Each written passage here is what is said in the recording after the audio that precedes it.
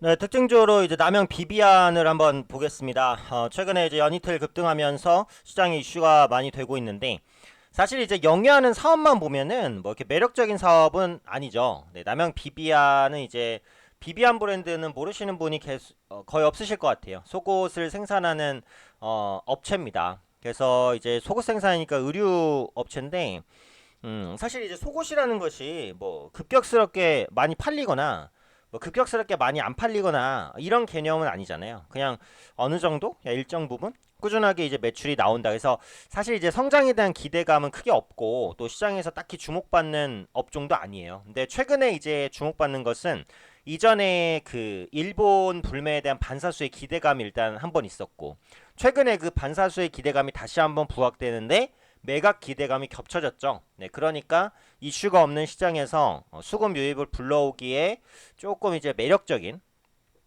그런 요소들이 이제 보였다라고 이제 생각이 되는 거죠. 그래서 관련 내용을 한번 보시면은 이전에 일단 남영비비안이 그 상승을 할 때 보시면은 그 일본 관련된 반사수의 기대감이 일단 있었어요.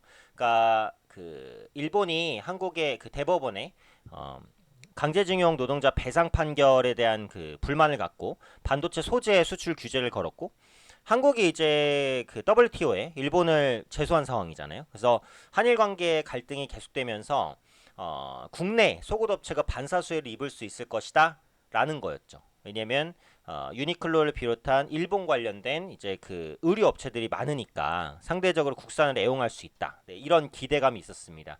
근데 최근에 보시면은 이제 그 불매 운동 빨이 많이 좀 빠진 부분이 있어요. 그러니까 아직 해결된 거는 없는데 일본 쪽에서 그 한국에 대한 강경 발언은 많이 자제를 하고 있는 거고 얼마 전에 보시면은 그 일본의 아베 총리가 한국은 중요한 이웃이다. 뭐 이런 언급도 합니다. 그래서 뭐 이게 이제 한일 관계 개선을 의미하는 거다라는 건 아닌데 일본 쪽에서도 한일 관계가 더 악화되는 것은 원하지 않는 듯한 리액션들이 있어요. 그러니까 그러다 보니까 불매운동 관련주로 조금 주춤해요. 근데 최근에 이제 한 가지 이슈가 나왔죠. 불매운동에 대한 그 중심에 있었던 그 유니클로. 최근에 불매운동 빨이 좀 빠지면서 매출이 회복되는 모습이 있었었는데 네, 최근에 이제 광고에서 그 위안부 모독 논란이 있었습니다. 그래서 이 그 기사를 아마 보신 분도 계실 것 같은데 어떤 내용이냐면요. 요거는 이제 내용을 한번 보면서 볼게요. 네, 그래서 앞서 유니클로가 최근 공개한 그 광고 영상, 후리스 광고 영상에서 90대 할머니가 10대 여성으로부터 제 나이 때는 어떻게 입었냐는 질문을 받았어요. 근데 그렇게 오래전 일은 기억 못한다라고 대답하는 내용이 담겨 있었어요. 여기까지는 이제 크게 뭐 이상은 없다라고 생각됩니다. 근데 한국에서만 우리말 자막에는 80년도 더 된 일을 기억하냐라고 번역이 됐다는 거예요. 유독 한국에서만 그랬다는 거죠. 근데 지금부터 이제 80년 전이면 일제 강점기라는 거죠. 그래서 일제 강점기 관련된 일을 아직까지도 한국이 일본에게 불만을 제기하고 얘기하고 있냐? 라는 부분을 조롱한 게 아니냐는 의혹이 제기가 됐어요. 물론 유니클로 측에서는 이제 그건 아니다라고 부인을 했습니다만 그렇게 오래전 일은 기억 못한다라고 하는 내용이 우리말에서만 80년도 더 된 일을 기억하냐 라고 번역된 것 그리고 80년 전은 딱 일제강점기인 것 그리고 최근에 이제 한국과 일본이 다시 이 강제징용을 시작해서 위안부 문제로 갈등을 겪고 있다는 것 이런 부분을 봤을 때 유니클로의 어떻게 보면은 한국을 노린 그런 광고 의도가 있었다라고 시장에서는 판단하는 거예요. 그러다 보니까 일본 불매에 대한 그런 부분들이 다시 한번 부각이 됐죠.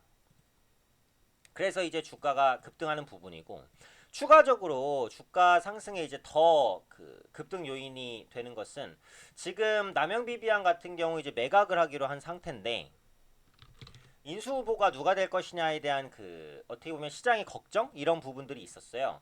그런데 여기서 인수 협상 우선 인수 협상 대상자로 쌍방울이 부각이 된 거죠. 쌍방울이 그 남영비비안을 인수한다라는 것은 상식적으로도 이해가 가죠. 쌍방울도 소국 관련된 업체고 남영비비안도 소국 관련된 업체입니다. 그렇죠? 그러니까 인수에 따른 외형 성장 효과는 분명히 있을 거예요. 그러다 보니까 쌍방울이 인수할 것으로 예상이 된다라는 부분은 매각이 생각보다 조금 수월할 수 있겠구나. 이런 기대감을 시장에 준다. 라고 보시면 되겠죠. 그래서 오늘이죠. 오늘 남영비비안 측에서 쌍방울 광림 컨소시엄을 지분 매각을 위한 우선 협상 대상자로 선정했다라고 공시를 했습니다. 그러니까 쌍방울도 당사는 이제 남영비비안의 경영권 매각 입찰에서 컨소시엄을 구성해 참가했고 매각 주관사로부터 해당 컨소시엄이 우선 협상 대상자로 선정되었음을 통보받았다라고 별도의 공시를 했습니다. 그래서 관련된 공시 내용은 여기 있어요. 남영비비안의 최대 주주의 지분 매각 관련 우선 협상 대상자 선정 관련된 이슈입니다. 그래서 보시면 이제 두 가지인 거예요.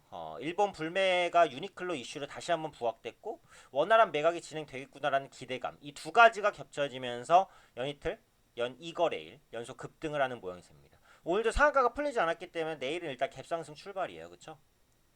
근데 내일도 상한가를 갈지 그 부분은 알 수 없는데 일단은 두 가지 호재성 이슈가 겹친 부분이 수급 유입을 불렀다라는 거고 제가 이번 주 시황에서도 말씀드렸지만 이번 주는 지수 측면에서는 그렇게 크게 기대할 부분은 없다라고 생각이 돼요. 물론 새로운 이슈, 갑자기 무역 협상이 잘 되거나 갑자기 브렉시트가 뭔가 획기적인 전환을 맞는다거나 이런 관점으로 시장이 올라간다면 모르겠으나 특별한 이런 이슈가 없다라고 한다면 어차피 개별주 장세거든요. 그러면 개별주 중에서 이슈가 있는 종목으로 수급이 몰린단 말이죠. 그러니까 결국 지금은 시장보다는 종목이나 섹터별 이슈가 어떤 게 나오는지 이런 부분을 앞으로도 꾸준하게 좀 주목하시면서 보실 필요가 있다. 이렇게 보시면 될 것 같아요. 그래서 남영비비안이 연이거래일 급등했기 때문에 관련된 이슈를 한번 살펴드렸습니다. 그래서 지금은 개별주 장세니까 개별 섹터나 개별 종목에 어떠한 모멘텀이 있는지를 보시는 게 중요하다라는 것. 이것을 염두하고 좀 매매를 하시는 게 좋겠다. 라고 말씀드리겠습니다.